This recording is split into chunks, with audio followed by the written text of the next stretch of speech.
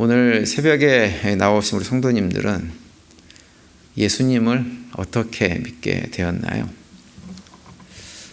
아마도 예수님을 믿게 된 배경들이, 그리고 교회를 다니게 된 배경들이 다 다를 거예요. 비슷한 경우도 있을 수 있지만 그래도 구체적으로 얘기 다 들어보면 다 다른 이유나 상황 속에서 예수를 믿게 되어지고 신앙생활을 하셨습니다. 똑같은 분들은 단 한 분도 안 계세요. 그런데 혹시 우리 가운데 내가 혼자서 성경을 열심히 읽고 연구했더니 하나님 말씀이 깨달아 알아지고 그래서 내가 예수를 믿게 되었습니다 라고 얘기를 하실 수 있는 분이 혹시 계세요? 저는 그 목회를 하면서도 그렇고 이렇게 책들을 많이 보고 신학자들 얘기도 듣고 다 하면서 발견한 것 중에 하나는 뭐냐 하면 성경을 많이 읽고 연구를 했다고 해서 예수를 믿게 되었다고 말하는 사람은 단 한 사람도 본 적이 없었습니다. 반대로 성경을 많이 연구한 사람들 가운데 오히려 예수를 믿지 않은 사람들은 상당수 많이 있었어요. 신학자들 가운데 신학자라는 타이틀은 가지고 있는데 예수를 믿지 않는 사람들이 의외로 많이 있습니다. 그 사람들은 성경을 어떻게 이해하냐면 고대 문서로 이해합니다. 그래서 고대 문서의 하나로 성경을 열심히 연구해가지고 박사학위도 가지고 있고 어떠한 이름을 대면 다 알만한 대학에서 교수 활동도 하지만 정작 예수는 믿지 않는 거죠. 우리가 가진 믿음, 특별히 예수 그리스도라고 하는 복음에 대한 믿음은요, 어떤 사상이나 철학을 배우고 익혀서 깨달아 알게 되어가지고 그것을 하나의 인생의 가치관으로 가지게 되는 그것과 비슷한 것이 결코 아닙니다. 우리 신앙은 단순하게 어떤 지식을 기초로 해가지고 머리로 깨달아 알았다고 해서 가지게 되는 것이 아니란 말씀이에요. 심지어 성경을 통째로 다 머릿속에 집어넣고 있어도 믿음을 가질 수 있는 것은 아닙니다. 그러면 우리가 어떻게 믿음을 가지게 되었을까요? 우리 각자가 믿음을 가지게 된 상황들은 조금씩 다를 수 있겠지만 분명한 거 한 가지는 있습니다. 어떤 사람은 아주 강도가 진하게일 수 있고 어떤 사람은 상당히 약하게일 수도 있지만 분명한 건 뭐냐 하면 우리가 예수를 믿게 된 것은 무엇 때문이냐? 살아계신 예수님을 만났기 때문에 예수를 믿게 된 거예요. 살아계신 예수를 만나지 못하면 아무리 성경을 많이 읽어도 아무리 교회를 오랫동안 왔다 갔다 해도 믿음을 가질 수 없습니다. 그런데 내가 예수를 믿고 내가 예수님의 제자로 살아야지. 그리고 하나님의 말씀을 대할 때 예수님의 십자가를 기억할 때 내 마음속에 마음이 뜨거워지고 하는 이런 모든 현상들은 오직 예수를 만난 사람들만이 가질 수 있는 마음입니다. 그걸 다른 말로 이제 우리가 흔히 인격적으로 예수님을 만났다 이렇게 표현을 많이 하죠. 그래서 그 인격적으로 예수님을 만난 사람들이 예수를 믿고 하나님 백성으로 삶을 살아가는 거예요. 초대교회 당시 활개했던 영지주의라고 하는 이단이 있습니다. 그 영지주의 이단은 어떤 주장을 했냐면 구원이란 무엇이냐? 깨달음이다 이런 얘기를 했어요. 영적인 세계를 깨달아 아는 것이 무엇이냐? 그것이 곧 구원이다 이렇게 얘기했어요. 그러면서 그 영적인 세계를 깨달아 알게 되어져서 구원을 얻게 되어지면 우리가 이 땅에 사는 동안에는 우리가 이 육신을 가지고는 어떠한 일을 해도 아무런 문제가 되지 않는다. 이렇게 가르쳤던 이단이 영지주의 이단입니다. 오늘날에도 그런 영지주의를 따라가는 이단들이 덜어 있어요. 한국의 대표적인 이단 가운데 하나인 구원파 이단도 비슷한 논리를 가르치고 요즘 문제가 되어지는 신천지 이단도 비슷한 논리로 가르칩니다. 심지어 신천지 같은 경우는 자신들이 가르치는 성경 공부반에 들어와 가지고 시험을 봐서 90점 이상을 맞아야 구원받는다. 그렇게 가르치는 데가 신천지 이단입니다.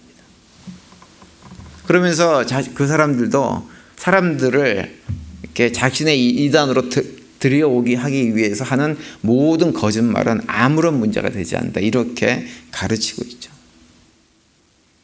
천국은요, 시험 봐서 가는 곳이 아닙니다. 시험 공부하듯이 공부 열심히 한다고 그래서 구원에 대한 영적인 지식을 깨달아 조금 알았다고 해가지고 얻어지는 것이 아닙니다. 믿음도 그렇게 생겨지는 것이 결코 아니에요. 믿음이라고 하는 것은 우리를 위해서 십자가에서 대속의 죽음을 죽으시고 부활하신 3일 만에 부활하신 그래서 지금도 살아계시는 그 예수님을 어떤 형태로든지 인격적인 만남을 가질 때 그분과 만남을 가질 때에만 우리에게 주어지는 것이 이 믿음입니다. 오늘 부활절 새벽을 맞이해가지고 오늘 본문을 살펴보면 선택한 본문을 살펴보면 어떤 내용이 나오고 있냐면 부활절 새벽에 무덤에 갔던 사람들의 반응이 기록되어 있어요. 막달라 마리아가 등장하고 예수님의 수제자로 알려진 베드로와 또 다른 제자인 요한이 등장을 합니다. 그런데 이 사람들이 부활절 새벽에 예수님의 무덤에 간 이유는 부활하신 예수님을 확인하기 위해서 간 것이 아니었어요. 특별히 예수님의 제자 베드로와 요한 같은 경우는 막달라 마리아를 통해서 예수님의 시신이 없어졌다라고 하는 얘기를 듣고 그 사실을 확인하기 위해서 무덤으로 달려갔습니다. 오늘 보면 2절과 3절에 보시면 그 내용이 나오죠. 시몬 베드로와 예수께서 사랑하시던 그 다른 제자에게 달려가서 말하되 사람들이 주님을 무덤에서 가져다가 어디 두었는지 우리가 알지 못하겠나이다 하니 베드로와 그 다른 제자가 나가서 무덤으로 갈세라고 기록을 하고 있습니다. 그리고 예수님의 무덤에 가장 먼저 갔던 막달라 마리아도 예수님께서 부활하실 것을 믿고 그 부활을 확인하기 위해서 무덤에 간 것은 아니었습니다. 다만 예수님께서 죽으시던 날 오후 늦게 돌아가셨기 때문에 미처 다 하지 못했던 장래 예식 가운데 한 과정을 더 하기 위해서 무덤에 찾아갔던 거예요. 그래서 마가복음 6장 16장 1절에 보시면 이렇게 언급을 하고 있습니다. 막달라 마리아와 야고보의 어머니 마리아가 예수님께 향품을 발라드리기 위해서 무덤에 갔다 이렇게 말씀을 하고 있어요. 향품을 발라드리기 위해서 무덤에 간 것이지 부활을 확인하기 위해서 간 것이 아니었다고 하는 거예요. 아무도 예수님의 부활을 믿지 않았습니다. 그래서 빈 무덤을 보고 막달라 마리아 같은 경우는 누가 주님을 훔쳐갔구나. 그 시신을 누가 훔쳐갔구나 이렇게 생각을 했어요. 그리고 제자들도 그렇게 생각하고 예수님을 장사 지낸 무덤으로 달려온 것입니다. 그래서 두 명의 제자들에 대해서 9절에서 오늘 보면 이렇게 묘사를 하고 있죠. 그들은 성경에 그가 죽은 자 가운데서 다시 살아나야 하리라 하신 말씀을 아직 알지 못하더라 이렇게 언급을 하고 있어요. 부활에 대해서 아무도 믿지 않고 생각하지 않았다고 하는 거예요. 오늘 본문 내용은 막달라 마리아와 예수님의 제자들이 예수님의 부활에 대해서 전혀 인식하지 못하고 있던 모습을 자세하게 그려놓고 있는 거예요. 그러니까 막달라 마리아뿐만 아니라 다른 모든 제자들이 예수님을 심지어 사랑했고 사랑받았던 이런 모든 제자들이 예수님의 빈 무덤을 발견하고 부활하신 예수님에 대한 확신을 가졌다라고 하는 얘기를 해주는 것이 아니라 그 가까이 있었던 그 사람들조차도 예수님의 부활을 믿지 않았다라고 하는 것을 우리에게 보여주고 있죠. 그래서 오늘 본문은 예수님에게 아주 가까이 있었던 사람들조차도 얼마만큼 믿음이 없었는지 부활을 믿지 않았는지를 우리에게 보여줍니다. 오늘 본문에 보면 8절에 보면 믿음이라는 단어가 나와요. 8절에 이렇게 돼 있죠. 그제서야 먼저 무덤에 다다른 다른 제자도 들어가서 보고 믿었다 이렇게 되어 있습니다. 그런데 여기서 믿었다라고 하는 말은 예수님께서 부활하신 것을 믿었다라고 하는 것이 아니라 막달라 마리아가 이 얘기를 전해준 대로 예수님의 시신이 정말 사라졌네 라고 하는 그 말을 믿었다고 하는 거예요.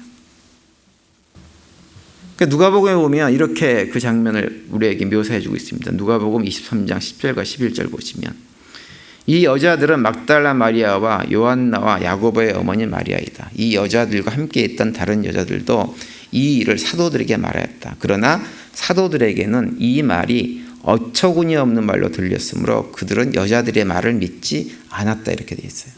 처음에 막달라 마리아가 예수님의 시신이 없어졌다라고 얘기했을 때 그 말을 어처구니 없는 말로 들었다고 하는 거예요. 부활하셨구나라고 확인한 것이 아니라 어처구니 없는 이런 말을 하냐라고 생각을 했다고 하는 거죠. 그리고 나중에 무덤에 가서 보니까 여자들의 말이 정말 맞았네, 이렇게 반응했던 사람들이 누구냐? 바로 제자들이라고 하는 거예요. 그래서 오늘 본문에 나오는 이 내용은 1차적으로는 막달라 마리아를 포함해가지고 예수님의 제자들조차도 전혀 예수님의 부활을 믿지 않았다라고 하는 것을 우리에게 보여주면서 동시에 무엇을 얘기해 주냐면 예수님의 부활은 바로 그러한 것이다라고 하는 것을 우리에게 말씀해 주고 있는 거예요. 아무도 믿을 수 없는 것이 부활입니다. 그런데 아무도 부활을 믿지 않아도, 그래서 유대인 종교 지도자들이 아무리 그것을 부정하려고 해도, 사망의 힘이 아무리 강력하다고 해도 그 어떠한 힘과 능력과 권세로 예수님의 시신을 짓눌러도 여기서 강조하는 것은 뭐냐 하면 예수님은 결코 그 사망의 자리에 묶여 있을 수 없는 분이라고 하는 것을 역설적으로 우리에게 보여주고 있는 것입니다. 그것이 예수님의 시신이 사라졌다고 우리에게 말씀해 주고 있는 거예요. 예수님은 그 누구도 그 무엇도 사망의 자리에 묶어둘 수가 없고 온 세상을 창조하신 하나님이시기 때문에 당연히 부활하신다라고 하는 것을 우리에게 선포하고 있는 거죠. 그래서 사람들은 예수님을 무덤에 장사하려고 했어요. 그러나 예수님은 그 무덤에서 찾을 수 없었습니다. 무덤에 찾아가 봐야 예수님이 그곳에 계시지 않는 것만을 확인할 수 있는 거예요. 예수님을 거기에서 만날 수 없습니다. 예수님을 무덤에서 찾을 수 없다고 하는 말을 다른 말로 얘기하면 어떤 의미냐면 예수님은 우리의 과거의 기억 속에 머물러 계시는 분이 아니다라고 하는 말과 같은 말입니다. 과거에 2000년 전에 세상에 오셔가지고 병자들을 고쳐주시고 이런저런 이적들을 행하시고 배고픈 사람들에게 먹을 것을 주시고 풍랑 있는 바다를 잠잠하게 하셨던 그 예수님이 아니라고 하는 거예요. 그 과거의 얘기 속에 계신 예수님이 아니라고 하는 것입니다. 그럼 예수님은 어떤 분이시냐? 예수님은 과거의 기억 속에 계시는 분이 아니라 지금도 살아 계셔가지고 지금 이 자리에 우리와 함께 하시면서 우리를 매일매일 새롭게 거듭나게 하시는 분이 누구냐? 바로 예수님이라고 하는 거죠.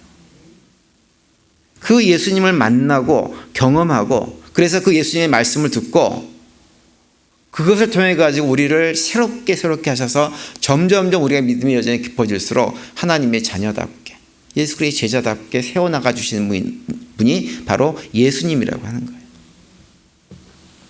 그리고 그분은 온 세상보다 크신 분이기 때문에 바로 그분은 우리가 과거에 머물러 있는 것이 아니라 매일매일 지금 새롭게 우리가 이 세상을 마치는 그날까지 새롭게 알아가는 분이어야 된다고 하는 것을 무덤에 계시지 않는 예수님의 모습을 통해서 우리에게 말씀을 해주고 계시는 것입니다. 누가복음 24장 32절에 보면 엠마오로 가던 두 제자가 예수님을 만나고 나서 이런 고백을 합니다. 그들은 서로 말하였다. 길에서 그분이 우리에게 말씀하시고 성경을 풀이하여 주실 때 우리 마음이 우리 속에서 뜨거워지지 않았습니까? 이렇게 얘기를 해요. 우리의 믿음은 살아계신 예수님께서 우리를 찾아오셔가지고 우리의 마음을 뜨겁게 해주는 그런 믿음이에요. 다시 말하면 부활의 소식을 듣고 엠마오 마을로 내려가던 제자들이 길에서 예수님을 만나가지고 예수님께서 풀어주시는 말씀들을 듣고 그 말씀 때문에 가슴이 뜨거워진 것을 경험했던 것처럼 우리도 그런 경험을 하면서 살아가는 사람들이 누구냐? 바로 성도들이라고 하는 거예요. 우리는 결코 다른 종교들처럼 우리가 믿는 종교의 시조의 무덤을 자랑스러워하고 그것을 아름답게 꾸미고 포장하고 하는 그런 종교가 아니고, 그래서 과거에 머물러 있는 종교가 아니고 지금도 살아계셔서 역사하시고 우리 함께 하시는 예수님을 바라보면서 금과 함께 뜨거워진 마음으로 그분의 제자로 살아가는 것이 바로 우리들의 믿음입니다. 부활주의를 맞이해가지고 저는 우리 모든 성도님들이 매일매일 살아가시면서 엠마오로 내려가던 제자들이 예수님을 만나서 그 마음이 뜨거워졌던 것처럼 주님을 매일매일 새롭게 만나시고 주님께서 주시는 말씀을 통해서 우리의 마음이 뜨거워지는 그런 경험을 하면서 믿음의 생활을 해나갈 수 있게 되기를 간절히 바랍니다. 그래서 그런 마음을 가지고 부활의 증인을 삶의 자리에서 더욱더 증언하는 증인의 사명들을 잘 감당하는 우리 모두가 되시기를 바랍니다. 예수님은 무덤에 계시지 않고 부활하셨습니다. 오늘은 그날을 기억하고 기념하는 부활절입니다. 부활의 기쁨이 우리 모두에게 충만한 복된 날이 되시기를 간절히 축원을 드립니다.